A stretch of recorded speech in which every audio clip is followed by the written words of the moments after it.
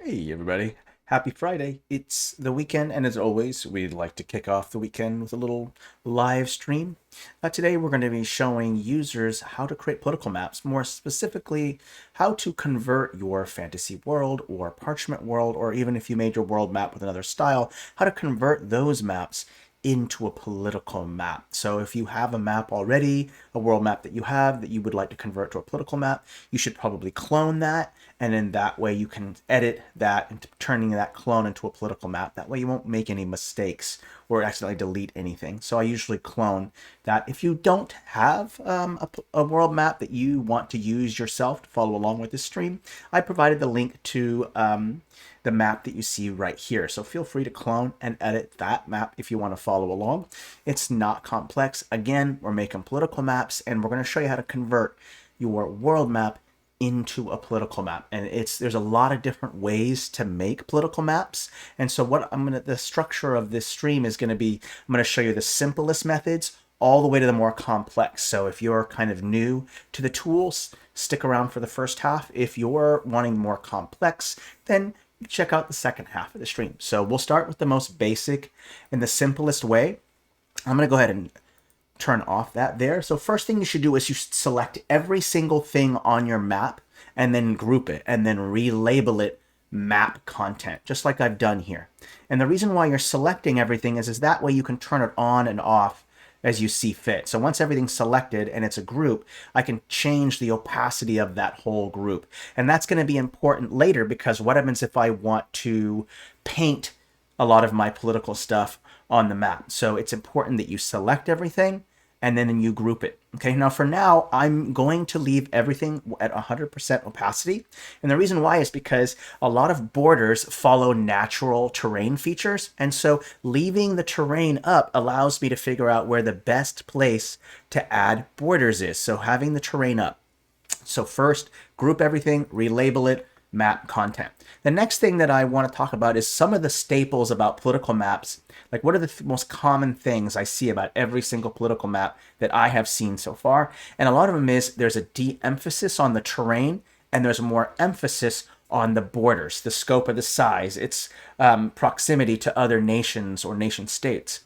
And so what we want to do is maybe diminish some of the land features by using a filter. And what I'm going to use is color adjustment. And I'm going to use a black and white filter. So I'm going to turn this on. And what this does is it kind of makes it all black and white. And so that way I can put more emphasis on my borders instead of the terrain, because all the terrain shares a black and white color to it in this gray area. It will not take away focus from the borders. This is just one way, and it's not permanent. We can change the filters, whatever you want, okay? So let's do the easiest way to do a border. And the easiest way to do a border is to simply use the line tool with the regular free draw. I'm going to zoom in. And what you don't have to do is you don't have to put, with this method, this first style I'm going to do, is you don't have to put the red line or the line on along the coastline. And the reason why is because it's already a natural border, right? There's no more land after this, and so the border's gone. Now, that doesn't mean that you can't have a border there. You can, but just this first method, we're only going to draw the borders where the land is, okay? And so you see that there's a river right here. This is a natural border. So is a mountain. This biome right here, where the snow is at the top, that's also a natural border. So it kind of makes sense that we could either use the river or we could go like this to create our border.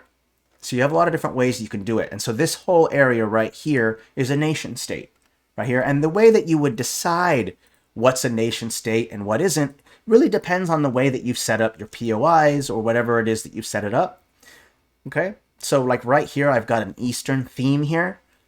And so I want to show that this is just one continent by itself, or not a continent, but a one nation by itself.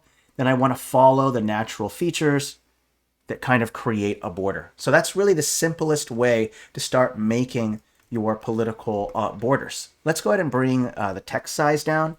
And I'm actually going to use the river and this mountain. Now, what about like an adjacent one that's next to you? How was it that I decide there's another empire here? So I want to show that this is separate. And so what I can do is I can use this right here as the border and then just follow the mountains and then go up to here. And then we'll have this go all the way up to the mountains right here. And then you have your other section right here. Okay, so you're starting to get the simplistic way of putting it together, right? And it doesn't have to be red. I'm only using red because it's a bright, warm color, and it contrasts very nicely against black and white, okay? And you can do it simply this way. Just fill every single one in, and then you can put down some text to represent, or if you want, you can put down a heraldry or a shield that's going to represent what that nation is. So that's the easiest one. So that's the simplest variation. What about something that's a little bit more complex, right? Like I want to show more complex work than that. Okay, let's go ahead and use the shape tool, and we'll use the red line again. And let's just say that you do want to have it all the way, have the red, or have your line that represents your border. Let's say you do want it to have along the coastline. The recommendation is to use the shape and to use the pen or the free draw. Sorry, not the pen. This is the pen. This is the free draw. And what you can do is just zoom in, and wherever you want it to be, just follow the coastline, and don't worry about making it perfect. By the way, I'm actually using an actual pen, but you can use a mouse too. Try to get as close as you can to following the coastlines, but don't worry if it's not perfect, because you'll be doing some editing later. But for now, just follow it like this. See, I missed a couple spots. It happens. It's okay.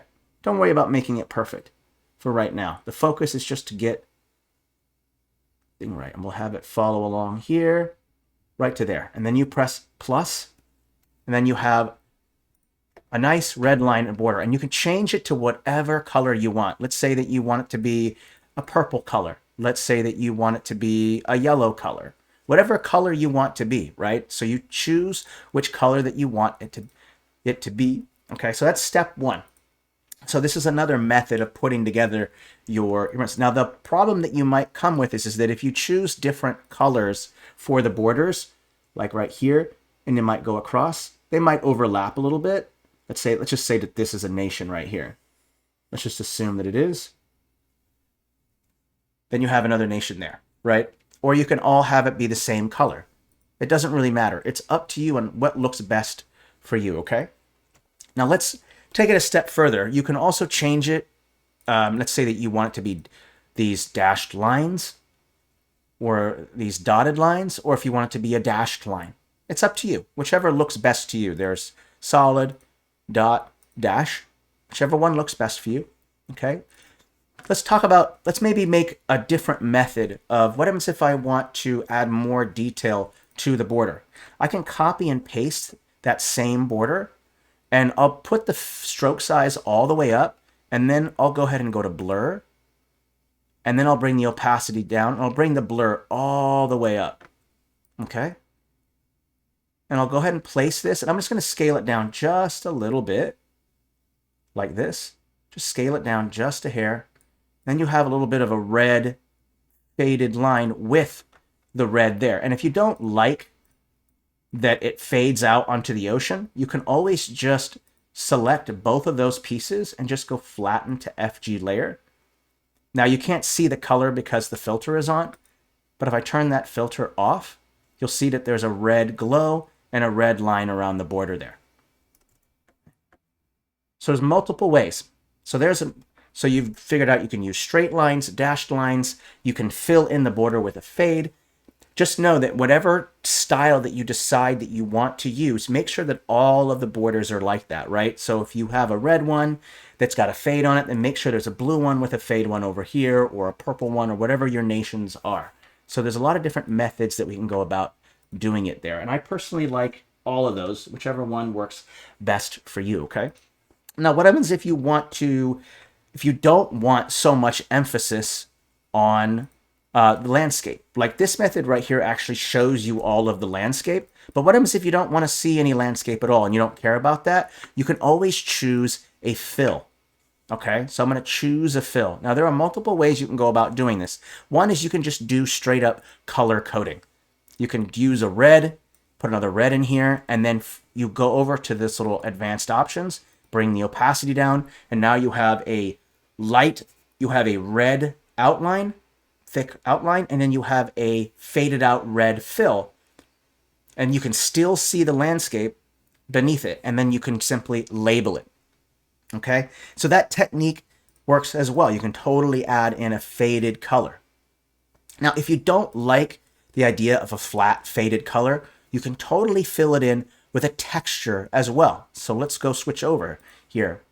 Now, I have found that some of the best textures for political maps are actually in fantasy battle maps, but you could use any texture from any style. But I have noticed that the castle royal quarters has some really nice colors to it, and they kind of have some nice heraldry in it and some designs. Those work great. So what happens if I want to add in a fill? Let's go ahead and change this. Let's go ahead and change the opacity back to 100% so you can kind of see what I'm talking about. And then you can change the fill to whatever size that you want. And this can represent the colors or the tinctures of the heraldry of that nation. If you don't like that red color, maybe you want it to be a little bit darker red, you could totally do that. That way there's more contrast, a dark red against that more lighter red fill, right? So you're starting to see some concepts that you can do here, right? You can fill it in with a color.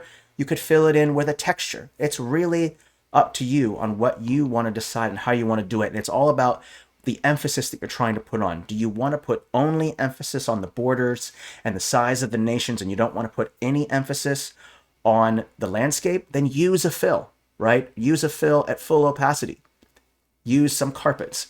And so you can change it to anything that you want. So let's say that I want it to be a blue, a texture. So I have this blue like texture here, and then I can just go back to color, and I can just change the color to be a darker blue, right? And then you can change that concept there. So nice that you can change up what kind of textures that you want to use. That's why it's important to usually start with your world map first, and then you can put stuff on top of it. Okay, so a lot of different ways that we can put this together.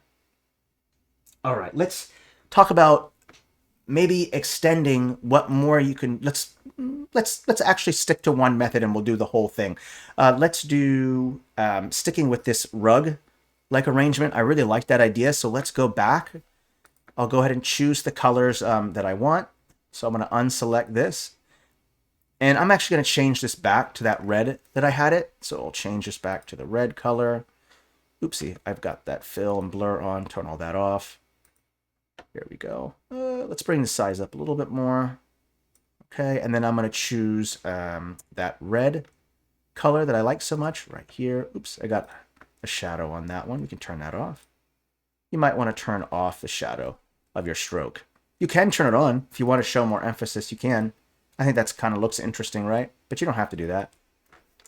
Okay, I like that the way that is. So let's go ahead and make another one. Unselect that one so you don't accidentally select it. And let's do another one right next to it. I want to make sure that you see what it looks like when you kind of put these together. So I'll make sure to do that. Let's go put another one. Let's go with this blue design. And then I'll go in with that pen again. Just go along this edge here. And I'll create another empire or whatever it might be, like right here. Let's just say that it goes all the way to right here. Again, remember what your borders are. Mountains, lakes, rivers, all of those things can act as natural borders. So I'll go ahead and click add there. And then you can always change up the size of the texture scale. I think that blue is a little too dark. I can kind of bring it down a little bit. There we go.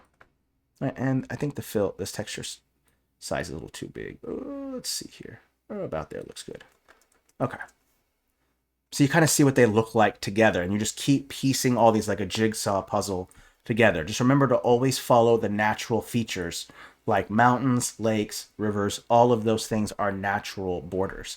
If you're having a hard time figuring out what texture to use for a fill, it's not too complex. It's simply, if your nation's heraldry is a red dragon, then maybe you should have red colors. If you're maybe a dwarven woodland elves, then maybe you should use a green color or green fade or a green texture, right? So that's really the trick to it, is deciding what is the colors, the tinctures for the heraldry that your nations have. So very helpful.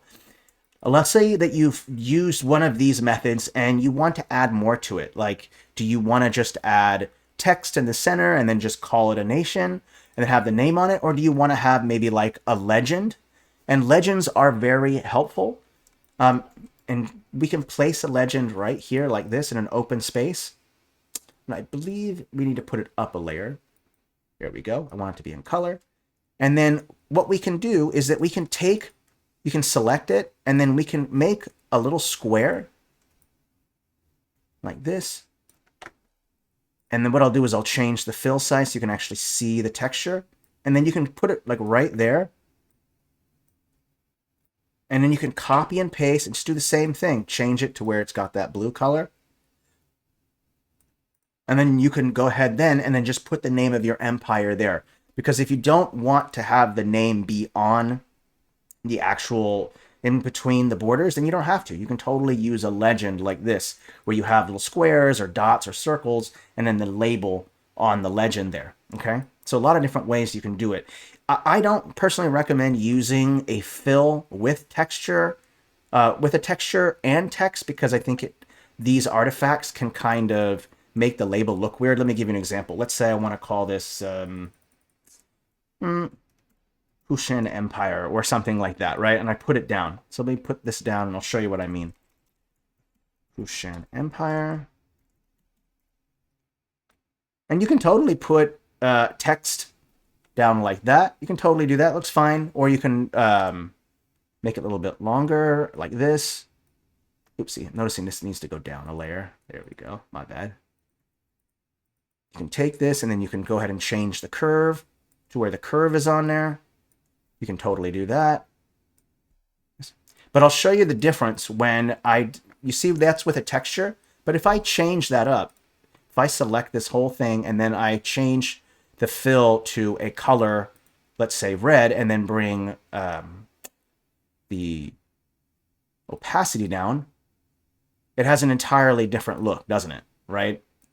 I can even change up the colors if I want to. I'll leave it at this. I think that looks kind of fine, but whatever texture you want. So it just has a very different feel to it when you have a texture with artifacts on it or just a flat color. And this is a design decision that you need to decide to make for yourself, whether you like flat colors or if you want a texture or if you just want to have outlines with no fill whatsoever. Again, those are all decisions that you need to decide on to make. Do you want to show the terrain or do you not want to show terrain?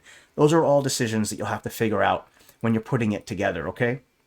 All right, so let's just keep working on other things that you can add to it. So let me go ahead and just add this texture again. I kind of like that. I think that looks fine. Let's say that you do end up using a legend and you're not having text on it. There are some things that you can add like centerpieces. And a centerpiece would be something like a flag, heraldry, the leader of that nation. You can have a standard, some info, or the god or goddess, the major godhead. And you can put that in the border of the thing itself. So I've made a couple of them right here, centerpieces. I'll go ahead and turn these on. I pre-made these, but I can show you how to make them yourself. But there's all kinds of fun things that you can do with this. Let me ungroup. So you can put like the flag of your nation. Oopsie, let me go ahead and put that all the way up onto +5 there. You can put the flag of your nation.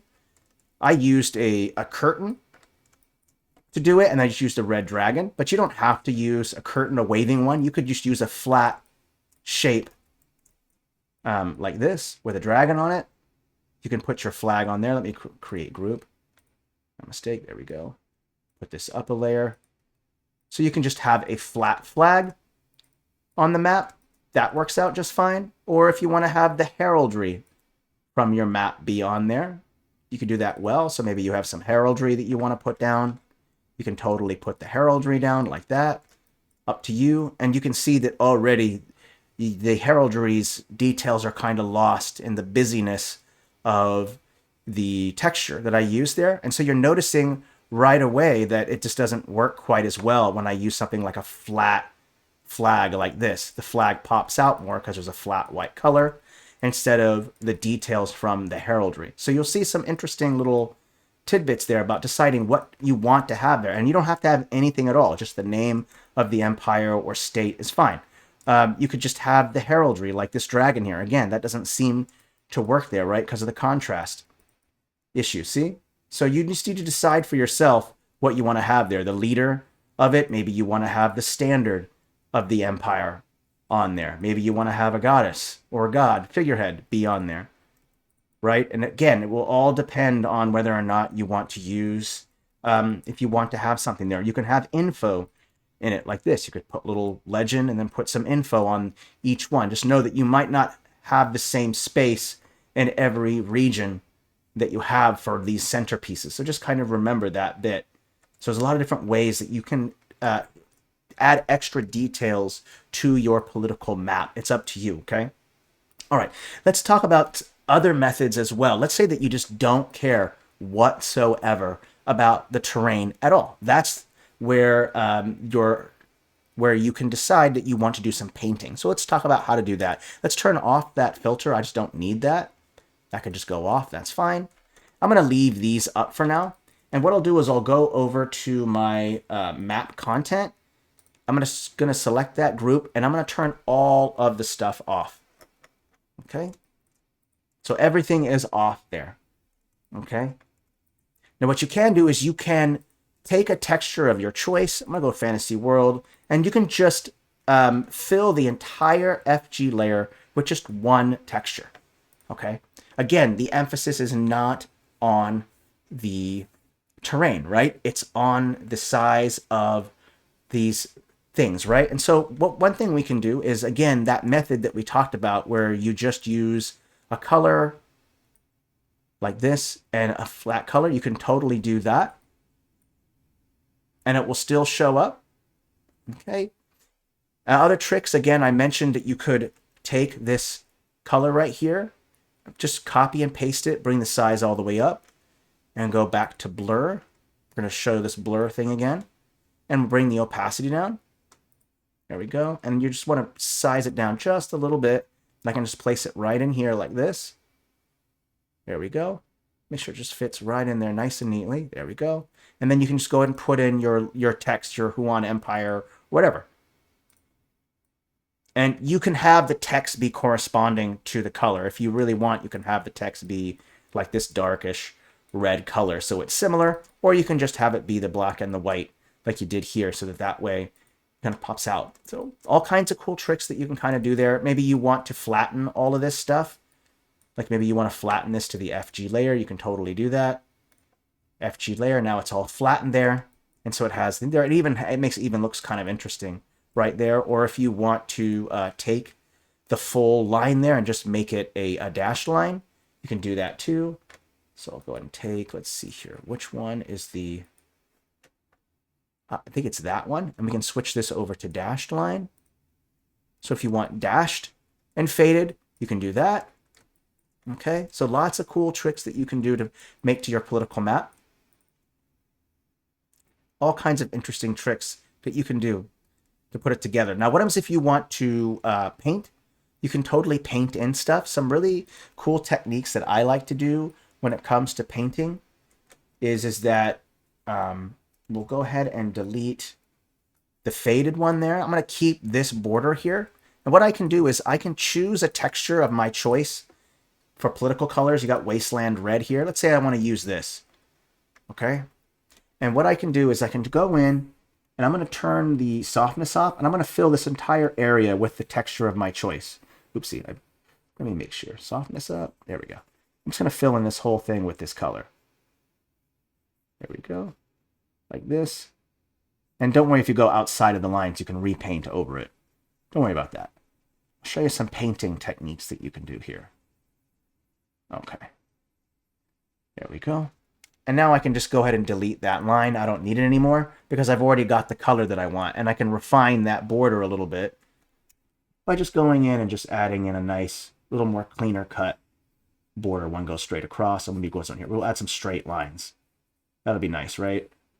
I'll just paint in some straight lines here. There you go. Okay. So now you have it there. Now I want to...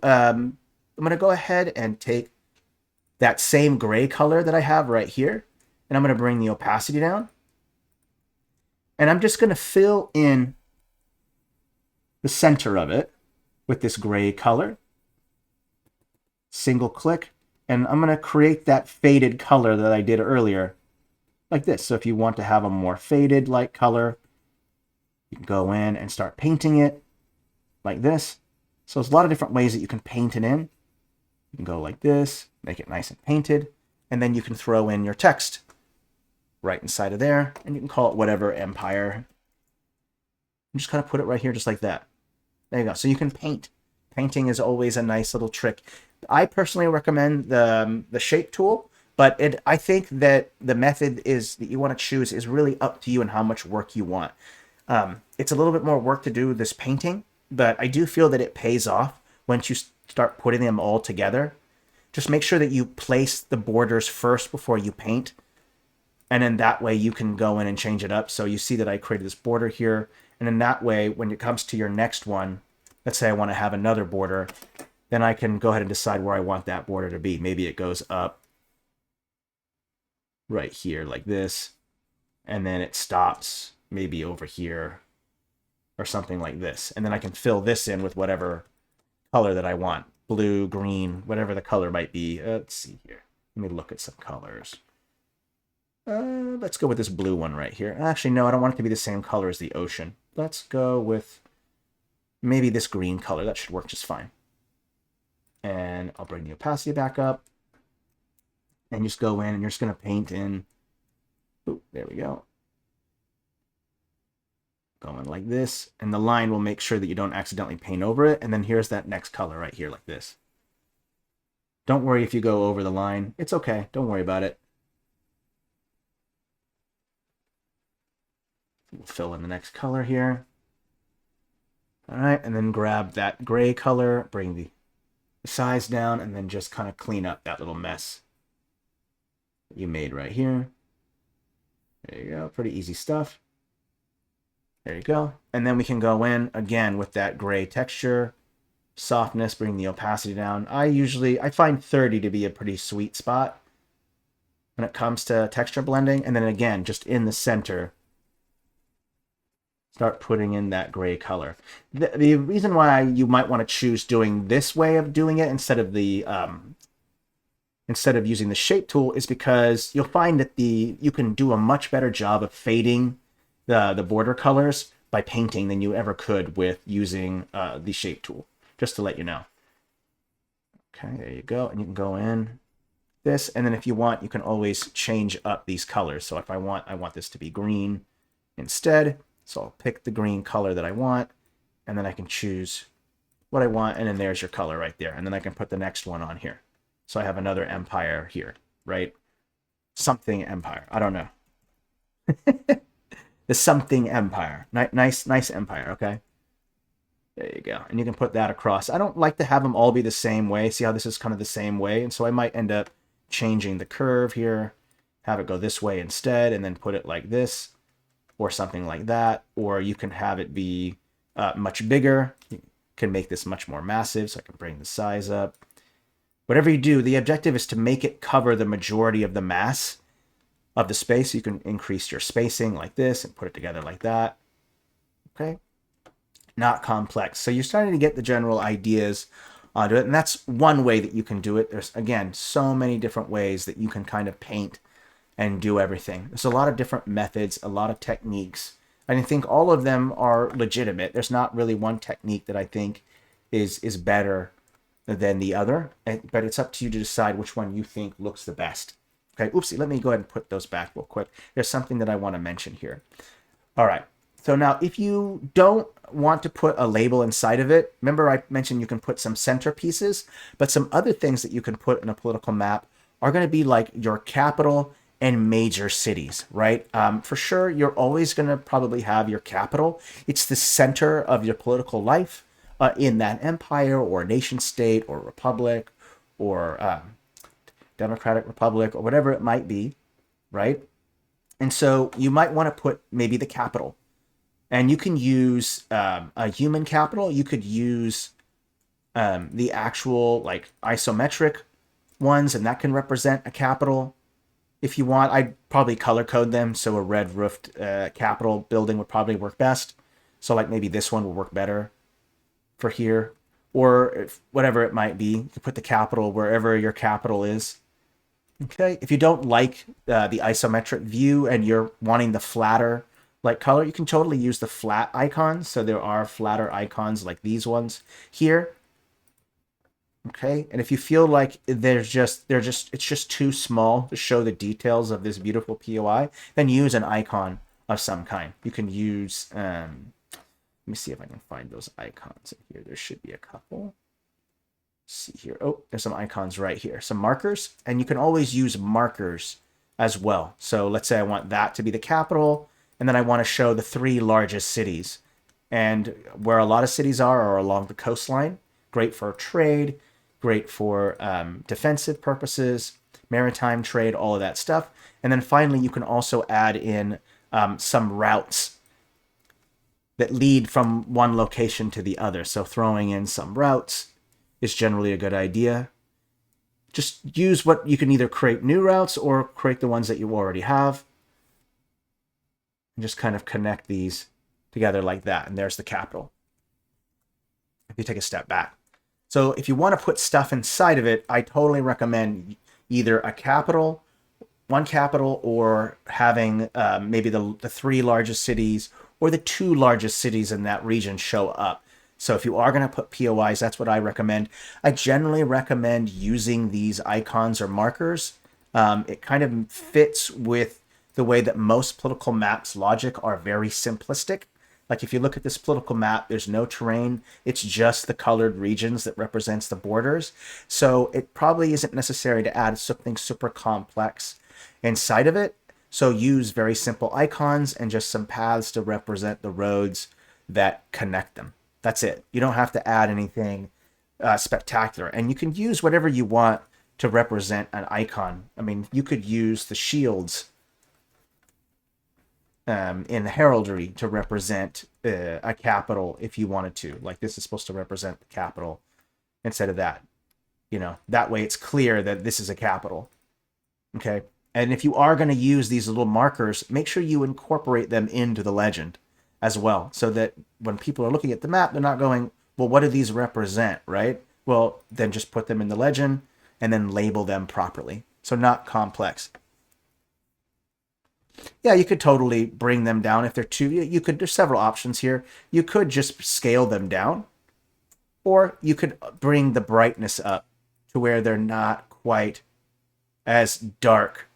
And then you can bring the contrast down and to change them up. See how they're kind of faded a little bit. So you can change up those. You can totally use HSBC or blend modes. You can do that as well. Let's say that I want to go with, just go through the blend modes here. Darken, multiply, color burn.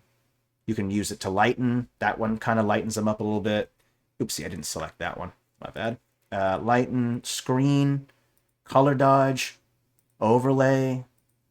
And the beautiful thing is there's, with this, using these markers on these flatter colors on the map, is that they're not going to look all odd when you change the blend mode on them. Let's go with difference. He's got that bluish color, exclusion. So just use whichever one you think works best for you. You can also just bring the opacity down if you want them to fade out a little bit more. Up to you. So many different ways to go about doing it. There's just so many different ways. Where are we at for time here? 3:33. Whew. Well, we've covered so much of it already. I hope that some of these techniques have kind of helped you to kind of figure out how to make political maps. Just remember to start with your world map first, and then you can put stuff on top of it. One of the great things is that you don't have to clone and edit it too if you don't want to. If you just prefer to have the shape be right over it and then just hide all the stamps, you can do that too. I mean, there's just so many different ways to do political maps, and there's no really right or wrong way, but follow there's some very simple rules. Remember, the focus is less on terrain and more on political borders. So that's a really good first step.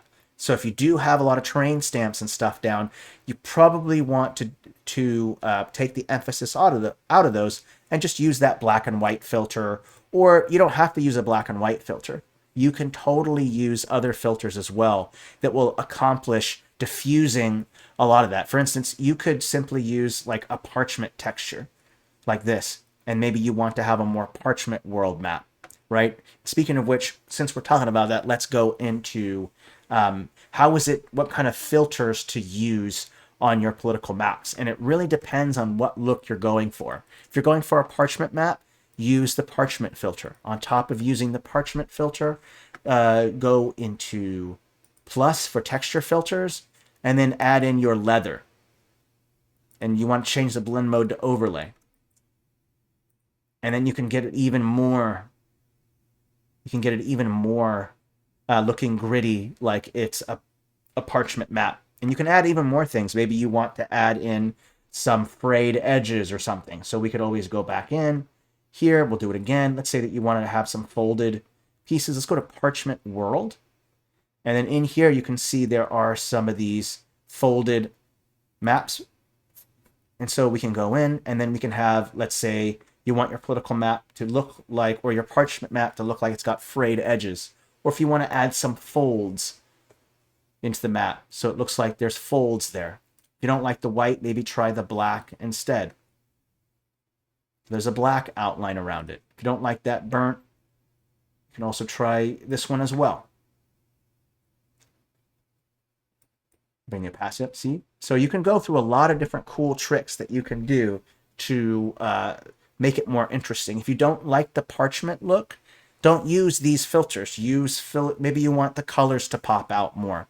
Then go to color adjustments and then bump up the saturation, bump up the contrast, bring the brightness up a little bit. All ways to make the things pop out. So a lot of different ways that you can kind of go about making political maps. There's no real right or wrong way. So just be creative, try new things, be interesting, right? There's just so many different ways. Let me turn those filters off.